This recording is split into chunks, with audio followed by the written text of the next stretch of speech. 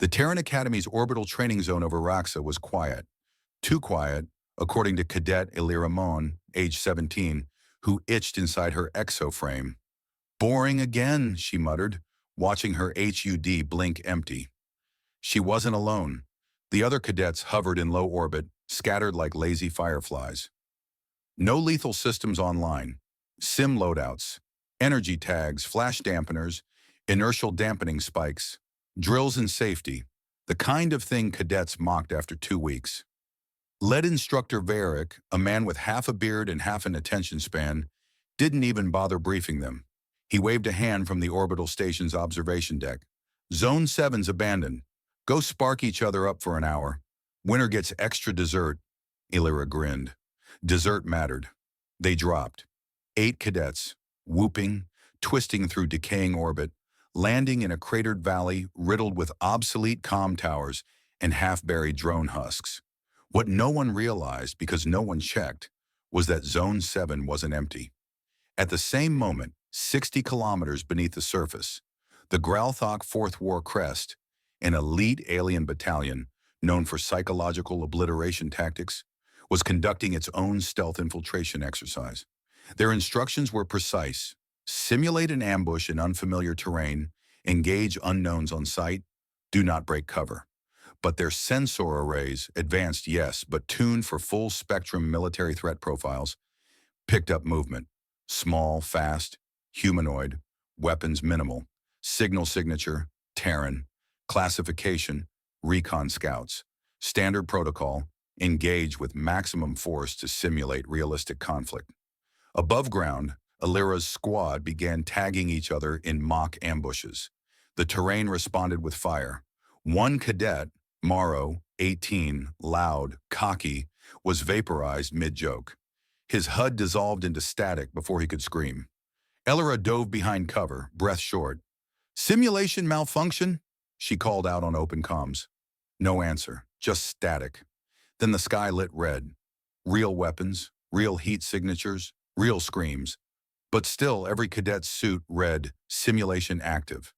Varric, watching from orbit, sipped coffee, nodded. He'd seen 100 training runs. This looked no different. Blips, motion. Finally, some drama. The Gralthok, meanwhile, registered surprise. These Terran recon scouts did not retreat. They flanked.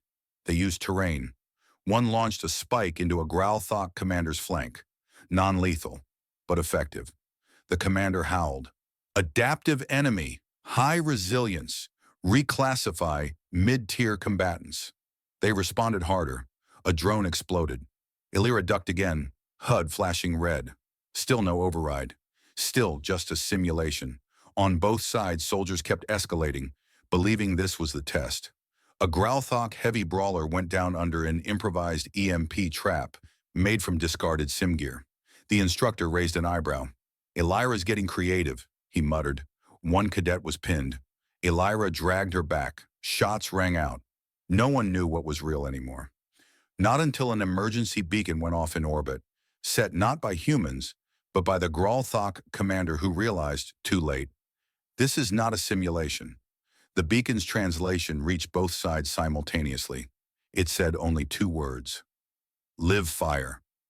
The Raxa training valley echoed with shouts, laughter, and the occasional harmless blast of simulated plasma. Cadet May Yano, 17, jogged awkwardly across uneven terrain, her exoframe misaligned from a bad calibration. She slapped the reset node near her hip. "Why is my HUD upside down again?" she grumbled. Logan Drax, her partner for the exercise, grinned through his helmet feed. "Because you kicked the stabilizer during launch, genius." "Accidentally." "Sure." The cadets were 10 minutes into the exercise, and already it was devolving into chaos. Half the squad forgot the objective. The other half invented a new one. Logan had declared it King of the Hill, even though there was no hill. Someone tried to climb a comm tower. It collapsed. "Sim tag hits only. No melee this time." Instructor Varick barked over the open channel, sounding like he didn't really care. No one listened. May reached for a dummy grenade from her pack and accidentally yanked out the emergency EMP puck instead. Standard issue, non-lethal, meant for sim disruption in case of malfunction. She tripped, flung the puck instinctively. It detonated with a low whump.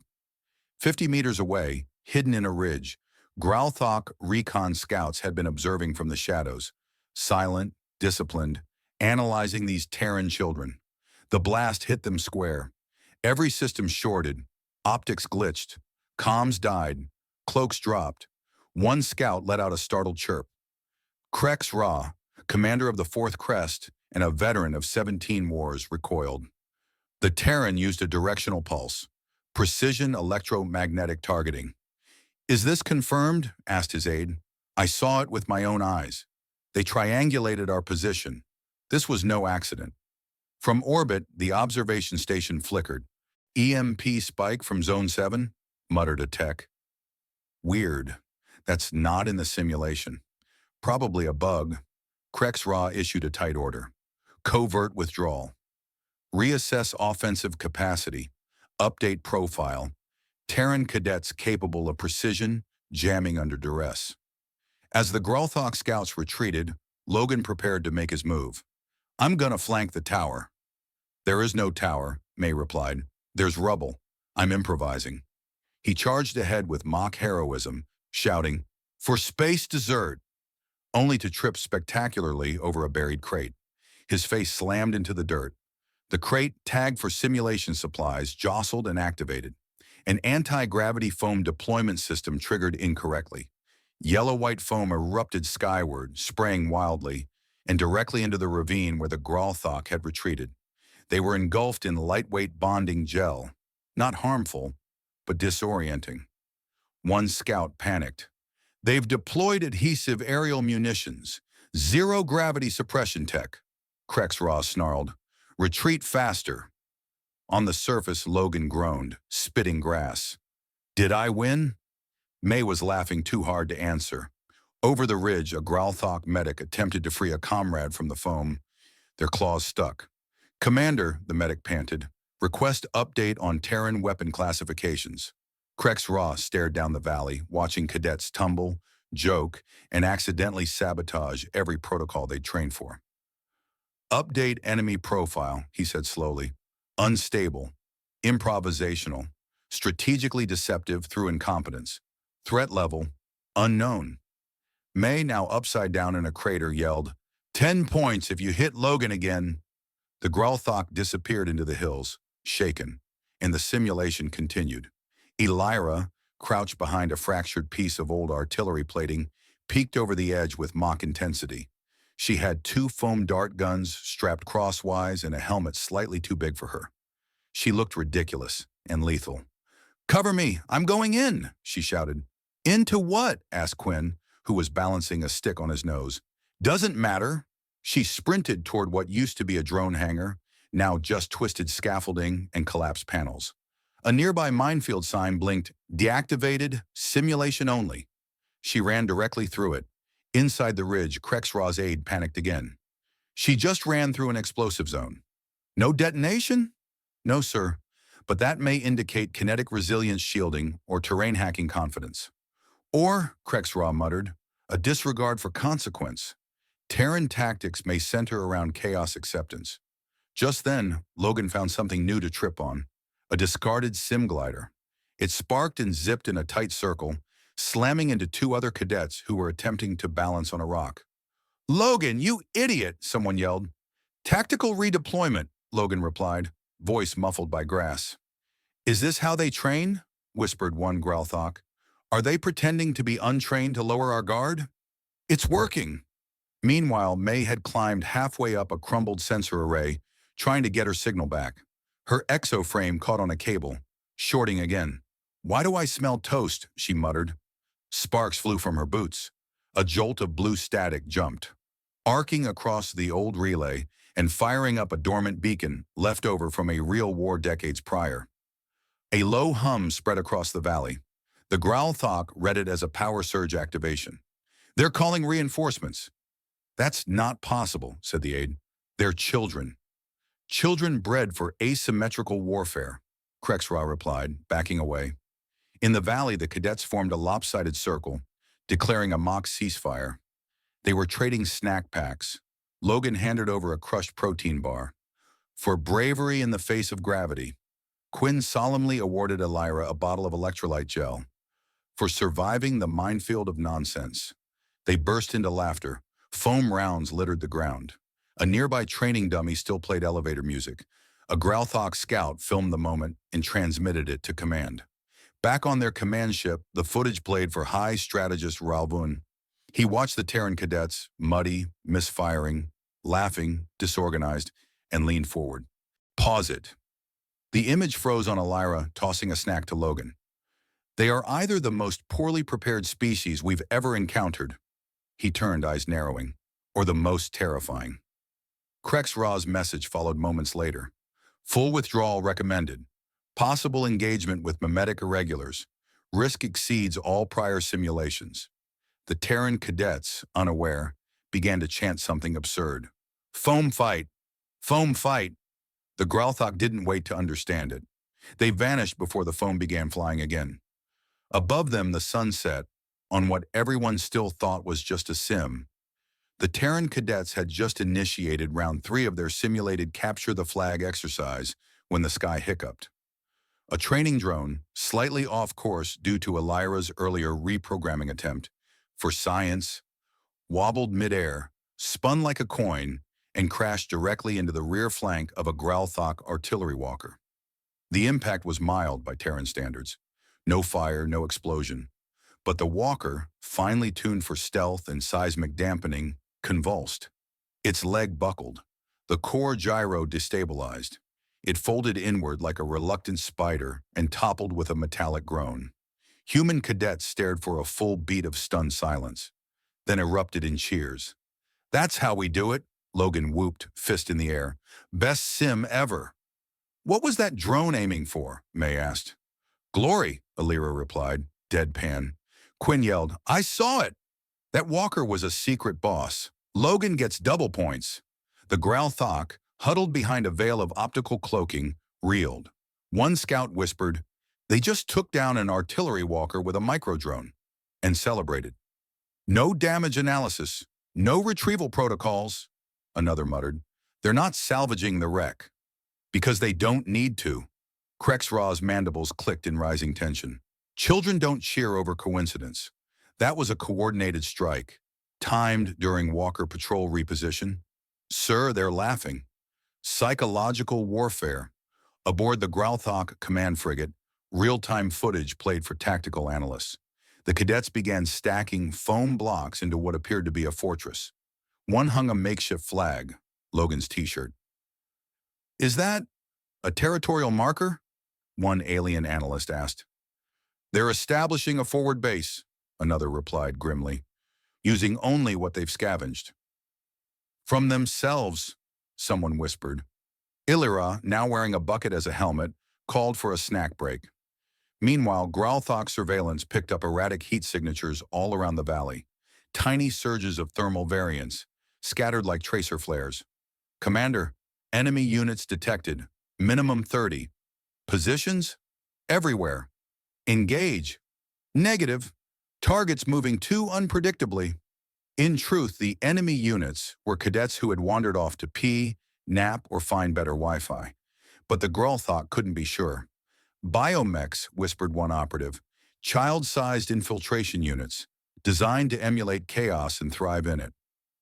Impossible, muttered another. Is it? Back on the field, Logan clutched a thermal snack bar. This thing's burning my hand. He flung it. It arced gracefully and smacked a Growlthok scout sensor relay dead on, shorting it. The scout collapsed, twitching. Thermal plasma impact, hissed the comms. Krexra's breathing spiked. We are under observation. Do not retaliate. We need reinforcements. Full tactical withdrawal protocol Delta Black. Log the encounter as anomalous. What should we tell Central Command? Krexra stared at the footage. Logan doing push-ups on a tree root, Elira balancing foam rounds on her forehead, Quinn building a catapult out of twigs. Tell them, he hesitated. Logan face planted again. Tell them the Terrans are studying us. On board the Growlthok command ship, silence lingered like fog. They operate without clear hierarchy, an analyst noted. No visible commander. Then who initiates orders? Asked the adjutant. They seem to vote by yelling. Krexraw considered this. Hive tactics masked by simulated democracy. A dangerous evolutionary leap, the adjutant whispered. Meanwhile, back in the valley, May's squad initiated what they called Phase B, which involved taping reflective foil to their helmets and attempting interpretive dance as a distraction maneuver. The old flash dazzle, Logan shouted. Tactics from the Great Meme War. One cadet tripped, rolled down a slope, and crashed into a Growlthok scout hidden beneath a cloaking tarp. The cadet blinked. The alien blinked. Cool cosplay, bro, the cadet said before rolling away. The Growlthok scout deactivated. Casual contact protocol breached, said the scout's partner. Psychic resonance holding. They've probed our cloaking veil with physical confirmation. Intentional? Unclear, but it was effective. Krexraw's decision came swiftly. They're gathering data through kinetic reconnaissance. Log this encounter as Phase 1 contact. Cease all recon. Call Central for advisory council. Over comms, a senior strategist responded, You mean to tell me an unarmed youth toppled an artillery walker, jammed your comms, and made physical contact, unscathed? Correct. Any damage to them? Only to their dignity, sir. One tripped. And they didn't fire? They laughed. On Earth, the instructor still believed the sim was running within normal parameters. Instructor Varric sipped tea and muttered, Best cohort in years. Look at that enthusiasm. Back on the ridge, a Grelthok medic tried to piece together a functioning scanner from scraps. The foam-fried systems flickered as Quinn approached in the distance, arms full of balloons. What's he carrying? Unknown explosive sacks, possibly buoyant mines. Should we detonate them? Negative. They may be delivering them intentionally for analysis. Quinn, in fact, was preparing for what he called the Ballistic Birthday Blitz, a spontaneous side mission to celebrate Logan's half-birthday. He launched 3 balloons into the air. The Grelthok ducked. Evade! They're delivering psychochemical spores! 2 analysts fainted. Logan caught a balloon mid-air. Nice arc. Almost hit me in the face. May looked up. How are we not expelled? Elira, now wearing 2 buckets and a towel cape, replied, Because we're legends. And still, the Grelthok watched. Their entire forward base had shifted underground. Emergency reports filed, sensor sweeps initiated, biofilters recalibrated. In orbit, Grelthok Command compiled an official incident report. Unarmed Terran training units possess unpredictable mobile anti-armor capabilities, immunity to order, morale inversion weapons, humor-based, and volatile terrain dominance. Recommend full withdrawal and psychological warfare re-evaluation. A final field note blinked onto Krexraw's tactical pad. They're not simulating war. They're redefining it. The last shot recorded showed Logan, covered in foam, perched atop a pile of crates yelling, This one's for humanity, and face-planting again. As dust settled over the simulation valley, the cadets began debating whether marshmallows counted as survival rations. A distant Grelthok drone, still hidden in panic mode, recorded the campfire conversation and relayed it to orbit. Krexraw stared in silence. They sing while occupying. The last log of the day read, If this is peace training, we do not wish to see their war. The stars blinked in fear. Cadet Maya adjusted her visor with one hand and fiddled with her utility panel with the other. The training HUD glitched momentarily, just a flicker, and she instinctively tapped the control pad. What's this button do? She murmured. Before anyone could answer, she pressed it. A soft hum echoed across the sky. Then a blinding flash, harmless but dramatic, lit the clouds as the orbital beacon activated. It was a standard training protocol. Emit a magnetic pulse, scramble cadet sensors, and simulate low-grade planetary disruption for advanced maneuvers. The cadets cheered. Bonus round! But in orbit, things were far less cheerful. Aboard the Grelthok command frigate, warning sirens screamed. Tactical displays blinked red. Energy readings spiked off the charts. Gravitic destabilization, a sensor tech shouted. Localized to the training zone, possibly planet-wide. Confirm origin, barked Krexraw. Terran beacon, source unknown. It's anchored to subspace channels. That's not a beacon. the adjutant said slowly. It's a reality anchor. They just warped gravity, someone whispered. Krexra stared at the tactical map. The pulse's center, right above a cluster of foam-covered youths building a slingshot. They're not cadets, he said. They're calibration nodes. The whole team is an anchor field. What does that mean? It means they're not training. They're sinking. Panic spread. In the Gralthok fleet, ship captains activated full defensive shields. Some powered down weapons in surrender stance. Others began transmitting diplomatic handshake protocols in every known frequency. Do not engage, Krexra commanded. Do not provoke what we don't understand. Back on the surface, the cadets high-fived Maya for triggering the cool skylight show. Best sim ever, Logan cheered again. What even was that? Alira asked, inspecting the beacon as it blinked faintly in the clouds above. Maya shrugged. Just hit a glowy button. Probably gets us bonus XP. A high-pitched tone interrupted the celebration. A small pod landed in the clearing, sleek, metallic, pulsing with blue light. What's this sparkly trophy thing? Quinn asked, approaching cautiously. Looks ceremonial, said Alira. Maybe it's the end of Sim Award. Don't touch it, May warned, too late. Maya picked it up. The pod unfolded gently, revealing a holographic crest and a projection of alien text, slowly translated by the cadets' suit interfaces. We, the Gralthok 4th Crest, humbly acknowledge the superiority of Terran combat units. In honor of survival, strategy, and restraint, we offer surrender with dignity. This vessel contains symbols of respect and tokens of peace. Wait, Logan said, blinking. Did we just win the simulation? Against who? Quinn added. I think we won a real war, Illyra murmured. In orbit, the Gralthok command transmitted a follow-up. Images of their disarmed cruisers, fleet badges presented forward in a traditional gesture of respect. Why are they giving us medals? Logan asked. Because we scared them, May said slowly. Without knowing it, Instructor Varric watched from the observation deck, coffee frozen mid-sip. Is that a diplomatic surrender capsule? He muttered. Uh-huh, confirmed the AI assistant. From who? The 4th War Crest of Gralthok. They weren't part of the sim. No, sir. Where'd they come from? Your guess is as good as mine. Varric stared blankly as another pod landed, this time carrying smoked meats, a banner that read, Honor to the Flame Bearers, and what looked suspiciously like a gold-plated foam round. Are we at war?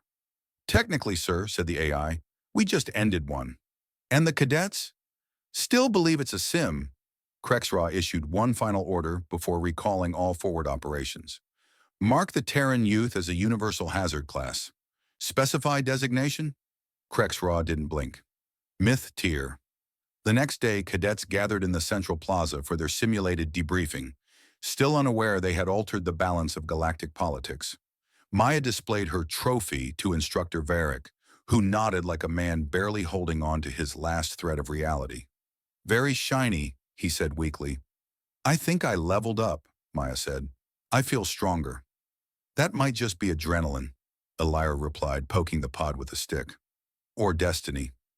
A new alert pinged on the command console. From deep space, Gralthok cultural liaisons had dispatched a secondary signal. It was a hymn, slow, somber, reverent. A note accompanied it. We will honor their mercy and song. Varric slumped in his chair. What the hell kind of kids are we raising? Legendary ones, the AI answered. Aboard the Gralthok flagship, Krexra recorded a log entry for Central Archives. They don't invade, he said. They wander, they blunder, they laugh, and in their laughter, they reshape our fears into fables. He paused, mandibles twitching. We were never prepared for this kind of warfare. Not with weapons, with whimsy. At the Terran Academy's Hall of Honor, a new plaque was quietly installed that evening.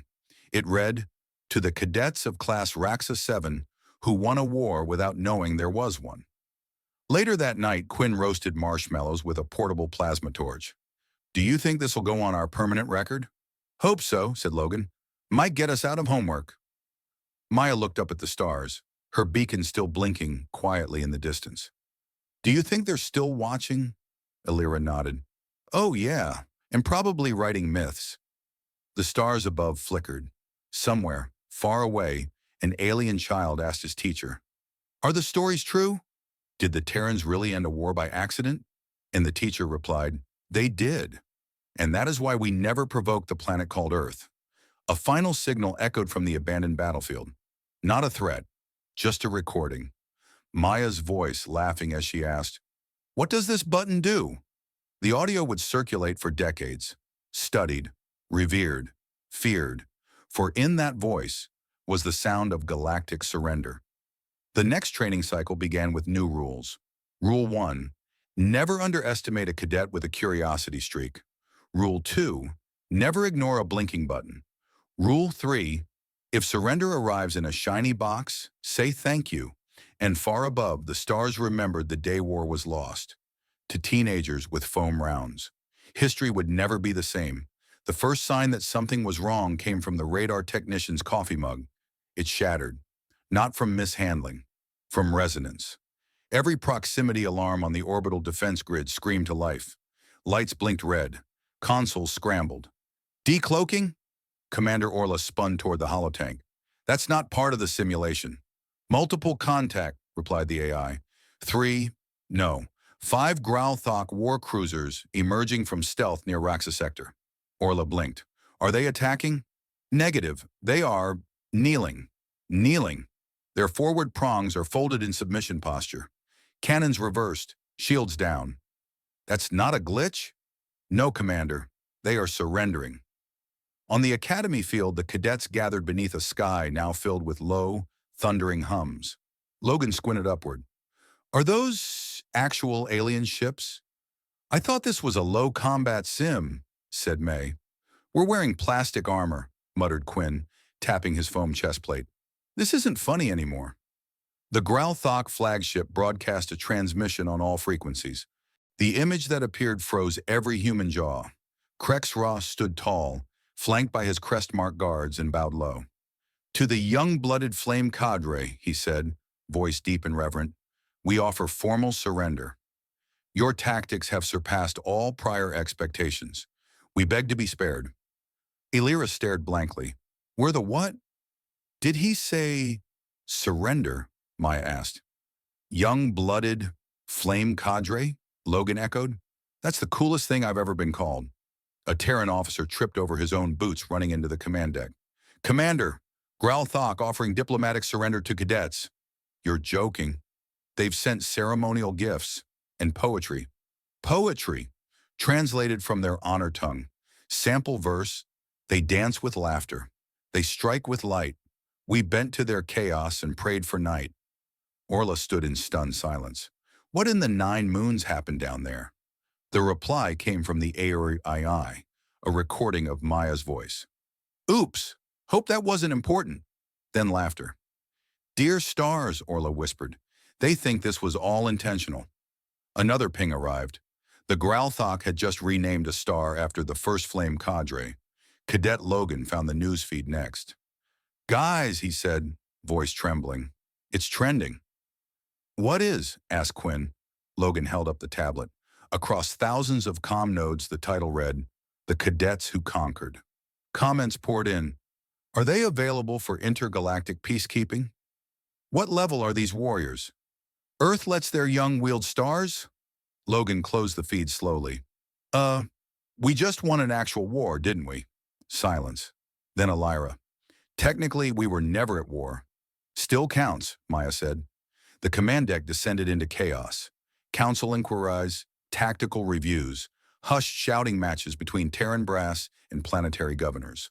One senior admiral just sat in his chair and whispered, how do we debrief cadets who don't know they changed galactic protocol? You don't, said Orla. You promote them. Officially, nothing happened. Unofficially, cadet memes exploded. Footage of Logan face-planting into the ammo crate was rebranded as the Gravity Suppression Maneuver. Maya's accidental beacon launch was renamed the Orbital Harmony Pulse. Quinn's marshmallow torching? Terran Trial by Fire.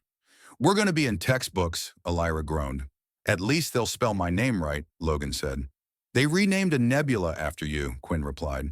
The broadcast ended with Krex Ra's final words. We surrender not from weakness, but from awe. To provoke Earth is to awaken comedy with consequence. Terran HQ debated releasing an official statement. Instead, they issued a single sentence.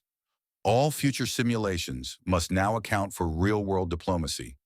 The cadets were awarded commendations they never applied for, honors they didn't understand. And far above, the stars watched a new kind of warfare unfold. One made not from fire or steel, but from foam, error, and the sincerity of youth. A week later on the Raxa campus, the cadets sat together under the evening dome, stars reflected in their cafeteria trays. "So, what now?" Logan asked, stirring his synth spaghetti. "We graduate," Maya guessed. "They gave us medals," Quinn said. "Mine says Strategic Flame Initiator. It's shaped like a chicken nugget." "They don't even know it was an accident," Illyra added. "Maybe it wasn't," May said softly. They all looked at her. "Maybe it was human," she clarified. "Accidental brilliance. Intentional chaos." Logan grinned. "You should be our next commander." She snorted. "Please. You're the one who face-slammed a war hero." A new news clip appeared on the dome projector.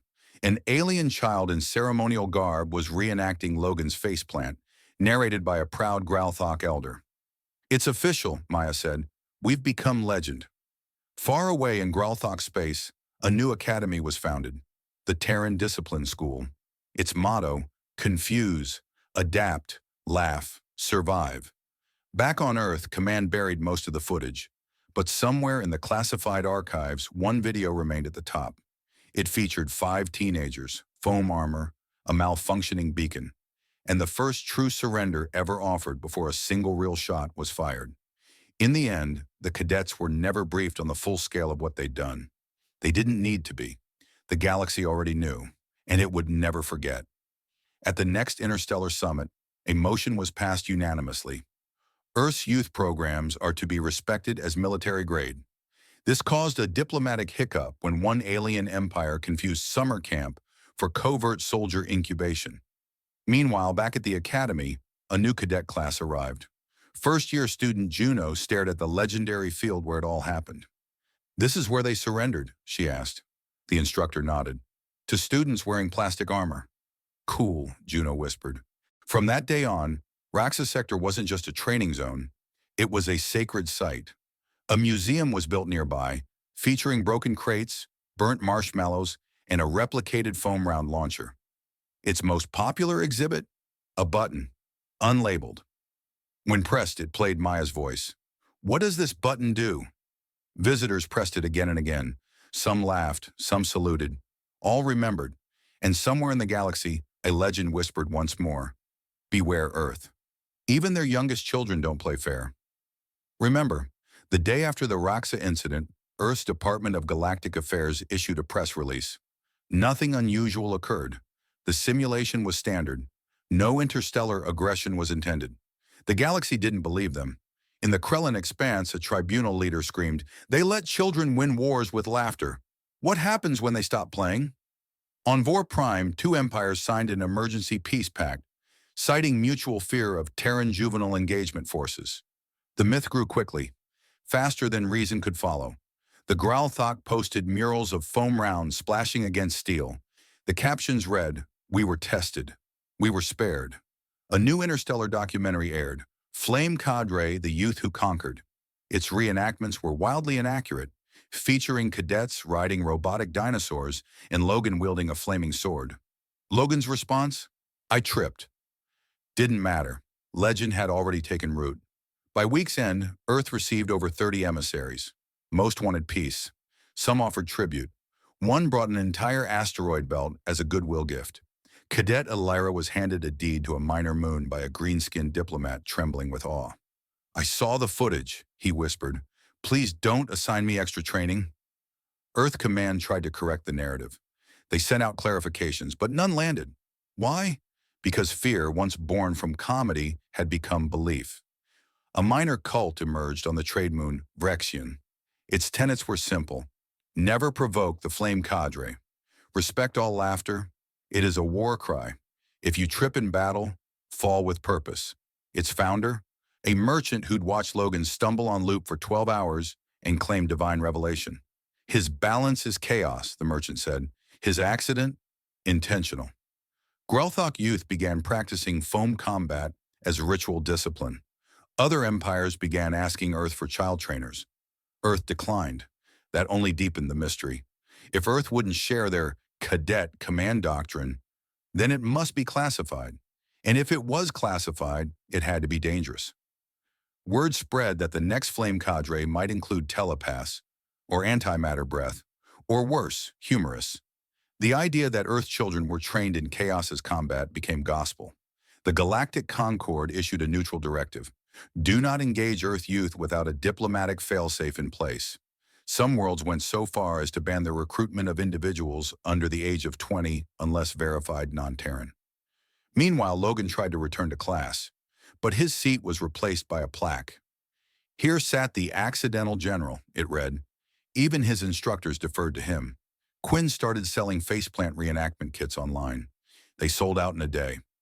Maya received a request to consult on orbital beacons for diplomatic stunts. She replied, "It was a mistake." The requester responded, "Exactly. Teach us how to make our accidents sacred." In every starport, children wore makeshift exosuits. They shouted made-up attack names like Marshmallow Fury and Foam Justice, and the alien parents didn't stop them. Because fear mixed with admiration became tradition. The myth was alive, and it was laughing. The United Species Broadcast Network hosted a special debate titled, "Are Human Cadets the Final Evolution of Warfare?" One panelist sobbed, recounting how a teenage girl with foam rounds made him question his entire military career. Another demanded immediate peace treaties with all Terran youth. On the entertainment networks, a new Holo series launched, Young Flame, Cadet Chaos.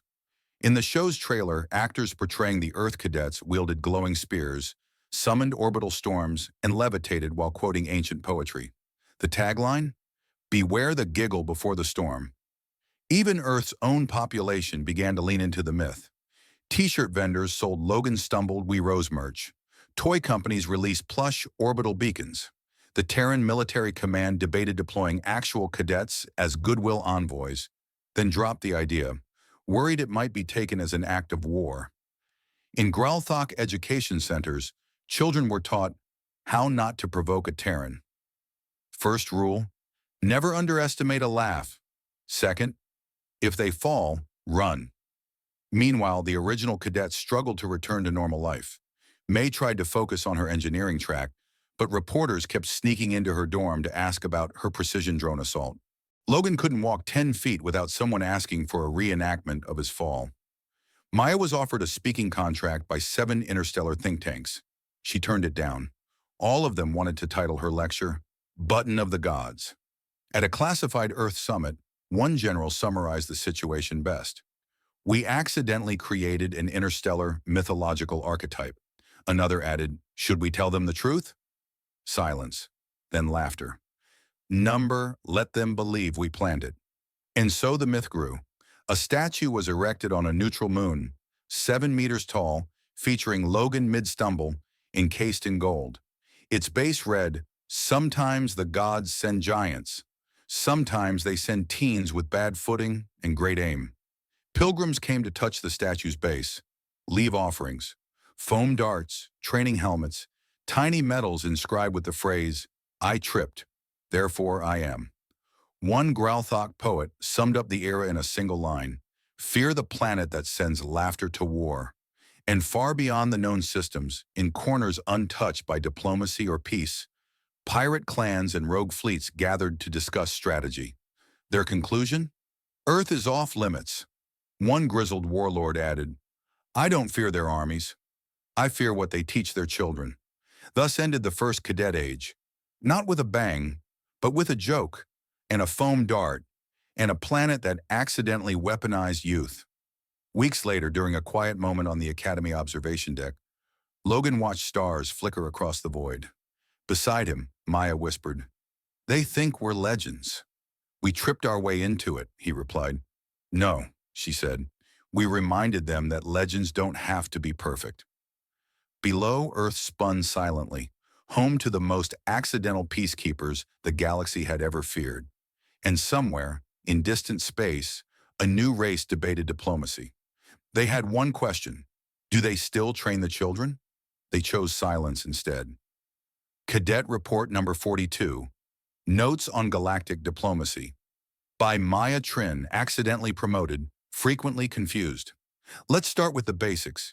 We didn't mean to win. In fact, most of us thought the simulation was going terribly. May tripped over her own drone.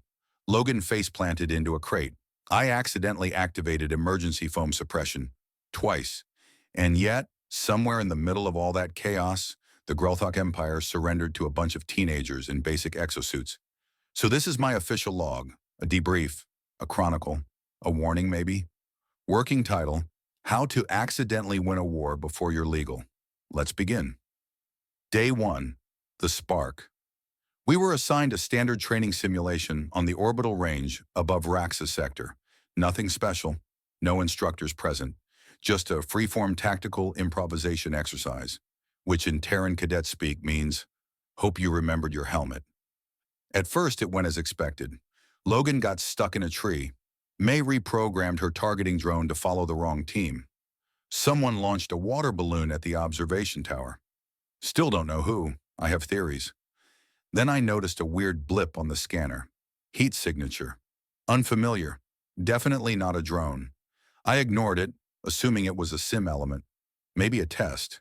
Spoiler, it was not a test. The Grelthok Fourth War Crest was conducting stealth drills on the same range. They thought we were elite biomech commandos. We thought they were advanced holograms. So we started fighting. May's EMP round disabled a recon walker. Logan tackled a bush and accidentally triggered a chain reaction that knocked out their perimeter sensors. They called us the young-blooded flame cadre. We called it Tuesday. After the cake incident, Earth Command scrambled to issue some kind of formal statement. What did they land on? Quote, simulation performance exceeded expectations. All cadets accounted for. No live threats confirmed, which is bureaucracy speak for, we don't know what just happened and we're going to pretend it was on purpose. Meanwhile, alien embassies were sending tribute boxes. Actual tribute boxes. One of them contained a ceremonial moon deed. I still don't know what to do with it. It has a volcano. Maya tip number 14. If someone gifts you a moon, at least Google if it's cursed. Logan got a statue on a neutral trade station. It's 10 meters tall, mid-fall, arms flailing, perfectly sculpted face of confusion. He cried when he saw it, said, they really captured my fear. Later, he autographed it. May's engineering mishap now counts as precision disruption doctrine. She's giving lectures next semester.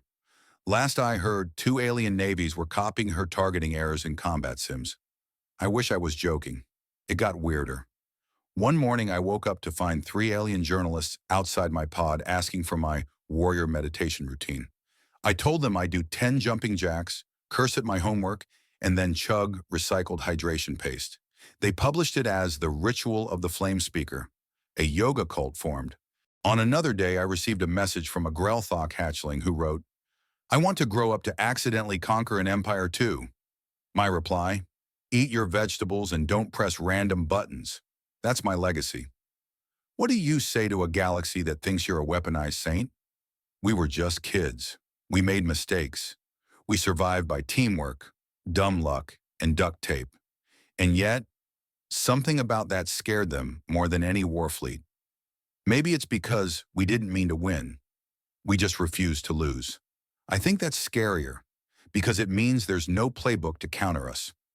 We're not invincible, we're unpredictable. And in galactic politics, unpredictability is nuclear. The Academy had no idea how to handle us. One day we were second years with incomplete flight scores. The next we were invited to speak at the Galactic Assembly. We didn't go. Logan had food poisoning from mystery stew. Our instructors now review every training zone twice. They installed misunderstanding monitors. Basically, if anything starts glowing and no one knows why, we evacuate first, ask questions later. We got medals, but unofficial ones. Quiet commendations. Nothing that would draw too much attention. Earth wants to downplay what happened. Too late. Someone already built a monument at Zone 6. It's not flashy, just a ring of stone and a plaque that says, to the brave few who didn't know what they were doing and saved the sector anyway. Some visitors cry when they read it. Others just sit quietly and look at the crater where a foam round took down a war walker. Sometimes I visit too, just to remind myself it wasn't a dream. They offered us command posts.